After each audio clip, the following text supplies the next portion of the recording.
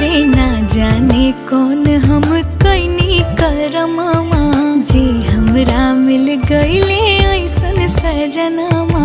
राखब संभाली हम अपना चरवा पिया जी के, राखब संभाली हम अपना चरवा पिया जी के। बड़ी मोहनी मूर्तिया पिया जी के, लगे देवता के सूरत पिया जी के।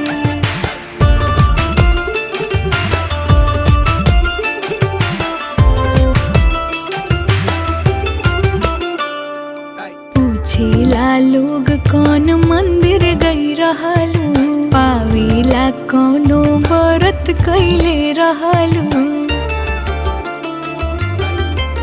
हो पूछेला लोग